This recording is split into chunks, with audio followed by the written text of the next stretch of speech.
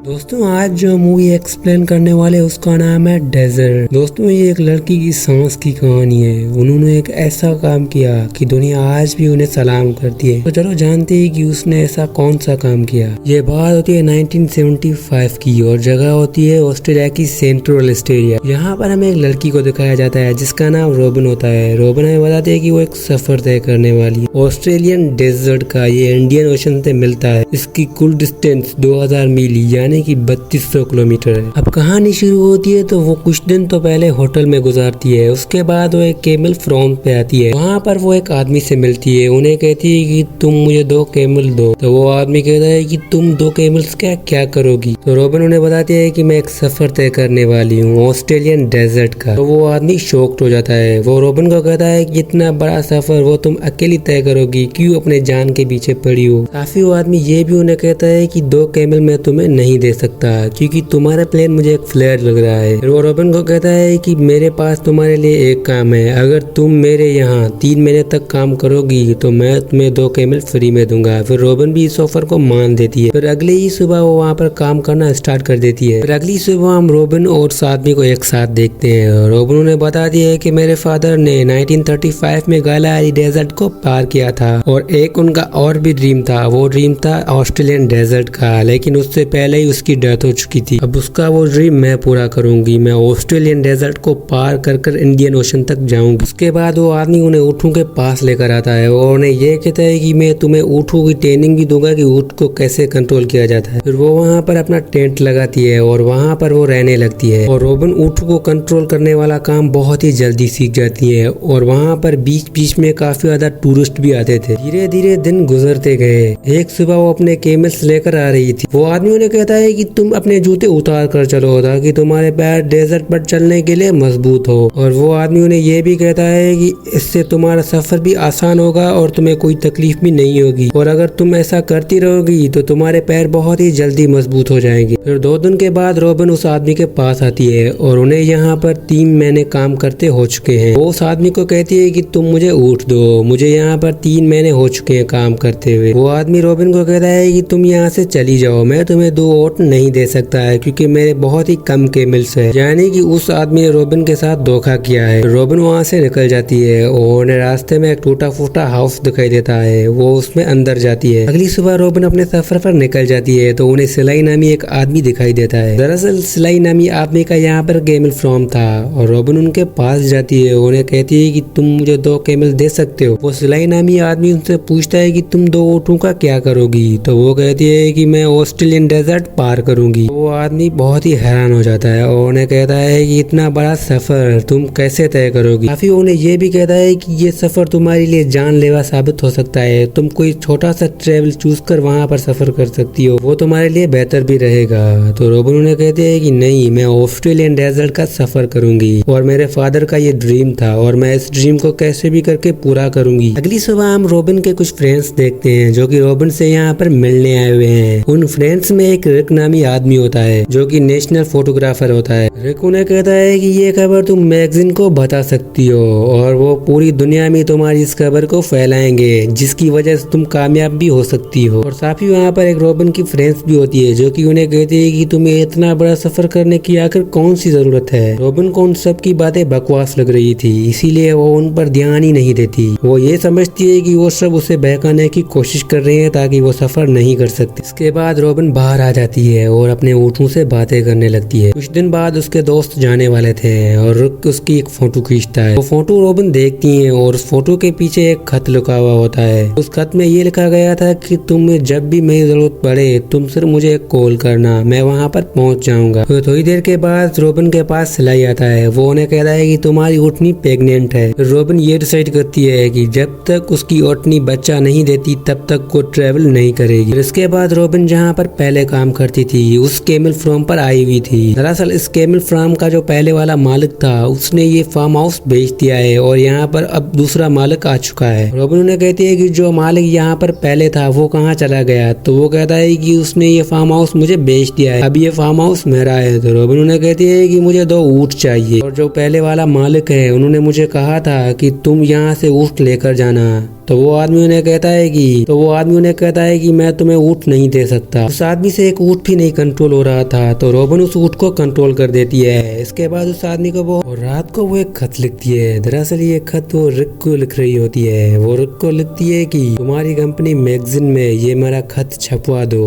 अगली सुबह हम देखते हैं कि रोबिन के ऊँटनी ने बच्चे को जन्म दे दिया है और सलाई उसके पास आता है और उन्हें वॉशिंगटन से आया हुआ लेटर देता है। दरअसल ये लेटर उसे रिक ने भेजा था, यानी कि इसकी रिक्वेस्ट को वहाँ पर एक्सेप्ट कर दिया गया है। दरअसल उसने जो रात को खत लिखा था उसका ये यहाँ पर रिस्पॉन्सिंग वाला लेटर आ चुका है और उनकी वहाँ पर एक रिक्वायरमेंट होती है। वो रिक्वायरमेंट ये होती है कि रोबिन के साथ रिक होगा और उसकी एक डॉक्यूमेंट्री बनाएगा, लेकिन रोबिन वो नहीं चाहती थी। रोबिन सिर्फ ये चाहती थी कि वो अकेली सफर तय करेगी। अगली सुबह रोबिन की सिस्टर्स उससे मिलने आती है और उनके साथ रिक भी होता है और रिक उसके लिए ट्रिप का सामान लेकर आया होता है, जो कि उसके लिए आगे रास्ते में बहुत ही मददगार साबित होगा। रोबिन को सिलाई गन देता है और कहता है कि अगर तुम्हारे ऊपर जंगली ऊँट हमला करे तो उस पर बिना सोचे ही फायर कर देना। ये बात होती है 9 अप्रैल 1977 की।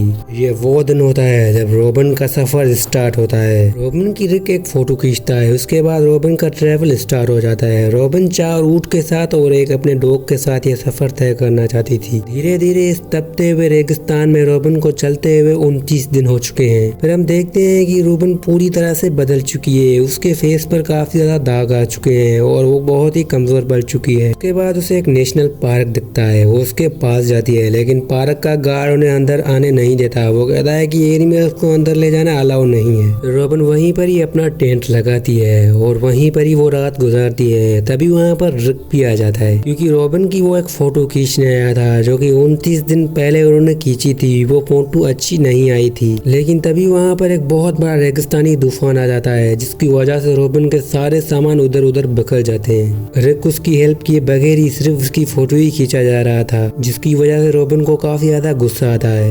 वो वहाँ से अपने ऊँट लेती है और वहाँ से निकल जाती है और रिक समझ जाता है कि ये मेरी ही गलती है। वो रोबिन को कहता है कि सॉरी, मैं तुम्हें तास्मेनियन विलेज में मिलूंगा। दरअसल तास्मेनियन विलेज ऑस्ट्रेलिया के ब्लैक लोगों की विलेज है। और दोस्तों, रोबिन की रिक बीच बीच में मदद करने आता था ताकि रोबिन का हौसला कायम रह सके। फिर रोबिन अपने सफर के लिए निकल जाती है और हर रोज की तरह उन्हें कड़कती हुई धूप से गुजरना पड़ता है, लेकिन वो सब उनके लिए आम बात थी। धीरे धीरे उन्हें इस रेगिस्तान से गुजरते हुए 61 दिन हो चुके हैं। अगली सुबह वो उठती है तो उसका डॉग, जिसका नाम डुकी होता है, और उसके साथ उसके 4 ऊँट भी उन्हें कहीं भी नजर नहीं आ रहे थे। फिर थोड़ी देर के बाद वो उन्हें अपने ऊँट मिल जाते हैं और उन ऊँटों को काफी ज्यादा मारती है। फिर वो वहाँ से अपने ऊँट लेती है और फिर से ट्रेवल पर निकल जाती है। फिर वो उन्हें वो गांव दिखाई देता है। वो उस गांव तक पहुँच चुकी है। वहाँ पर रिक पहले से ही अपने प्रोफेसर के साथ बैठा हुआ था। फिर ये सब वहाँ पर आराम करते हैं। अगली सुबह रिक भी वहाँ से जाना चाहता था, लेकिन रोबिन उन्हें कहती है कि तुम अभी मत जाओ। रोबिन उन्हें बोलती है कि हम कुछ दिन यहाँ पर रहेंगे, उसके बाद बाकी का सफर हम करेंगे। और साथ ही रोबिन रिक को ये भी कहती है कि हम इन लोगों का तौर तरीका रहने का सीखें तो वो हमारे लिए अच्छा होगा। और ये लोग कितने ट्रेडिशनल है, वो इतने कम चीजों में भी गुजारा कर देते हैं। फिर अगली सुबह रोबिन खाना खा रही होती है तो उन्हें 3 जंगली ऊँट दिखाई देते हैं जो कि इनकी तरफ आ रहे होते हैं। रोबिन बिना सोचे समझे उन तीनों ऊँटों को गोली मार देती है। रोबिन अपने सफर के लिए फिर से वहाँ से निकल जाती है और धीरे धीरे उनके पैरों में छाले पड़ चुके थे। उसका फेस भी काफी ज्यादा खराब हो चुका था। साफी वो काफी ज्यादा वीक पड़ चुकी थी। साफी उसका जिस्म भी बहुत ही थका हुआ था। तभी उन्हें रास्ते में एक नदी मिलती है और वो नदी उनके लिए एक बड़ी उम्मीद बनी थी। वो उस नदी में नहाती है और अपने ऊँटों को भी पानी पिलाती है, साथ में वो खुद भी पानी पीती है, जिसके बाद वो थोड़ी फ्रेश हो जाती है। उसी बीच वहाँ पर कुछ तास्मेनियन लोग आ जाते हैं जो कि बहुत ही अच्छे होते हैं। वो रोबिन से बातें करने लगते हैं। तभी उन आदमियों से एक आदमी रोबिन से पूछता है कि तुम कहाँ जा रही हो। तो रोबिन उन्हें कहती है कि मैं ओशन वेस्ट की तरफ जा रही हूँ। तो वो आदमी शॉक्ड हो जाता है और उसको ये बोलता है कि तुम अकेली लड़की इतना बड़ा सफर आकर कैसे तय करोगी। लेकिन रोबिन कहते हैं कि मैं ये कर लूंगी, मुझे अपने आप पर भरोसा है। फिर वो आदमी अपने ग्रुप में से एक एडी नाम का शख्स उन्हें देता है। दरअसल एडी को शॉर्टकट्स का काफी ज्यादा पता है, इसीलिए वो आदमी कहता है कि तुम इस लड़की के साथ जाओ। फिर एडी भी मान जाता है। अब यहाँ पर ये 2 हो चुके हैं। अब रोबिन को एक साथी भी मिल गया अपने सफर के लिए। रोबिन और एडी को चलते चलते तकरीबन 84 दिन हो चुके थे और बीच बीच पे इनकी काफी ज्यादा आपस में बातचीत होती है और रोबिन भी इंग्लिश समझती है। फिर बीच रास्ते में एक आदमी दिखाई देता है। दरअसल ये आदमी भी एक ट्रेवलर होता है। वो आदमी रोबिन को कहता है है कि एडी जिस कम्युनिटी से है वो बहुत ही अच्छे किस्म के लोग हैं और साफी बहुत ही ट्रेडिशनल है। रॉबिन एडी के पास आती है और उन्हें कहती है कि मेरे साथ चलो, लेकिन एडी मना कर देता है। वो कहता है कि अभी मैं थक चुका हूँ और साफी मेरे जूते भी फट चुके हैं। फिर रॉबिन इस ट्रेवलर से एडी को नई जूते लेकर देती है। फिर एडी भी सफर के लिए तैयार हो जाता है। फिर ये दोनों फिर से वहाँ से निकल जाते हैं। फिर वो अपनी बंदूक भी एडी को दे देती है। एडी को बंदूक चलाना बहुत ही अच्छा लगता है, इसीलिए रॉबिन एडी को अपनी बंदूक दे देती है। फिर चलते चलते रॉबिन की पॉपुलैरिटी काफी ज्यादा फेमस हो चुकी थी और उसकी लोग वहाँ पर फोटोज खींचने आते रहते थे। फिर कुछ दिनों के बाद रिक आता है और रिक रॉबिन के लिए एक न्यू बंदूक भी लेकर आया होता है और रिक वहाँ पर रॉबिन की कुछ फोटोज खींचता है। और जो बंदूक रिक लेकर आया था वो रॉबिन ने ही मंगवाई थी एडी के लिए। अब दोस्तों फाइनली एडी का गाँव आ चुका है और एडी रॉबिन से कुछ अपने दोस्तों को मिलाता है और रॉबिन को कहता है कि अब मेरा सफर यहीं तक ही था,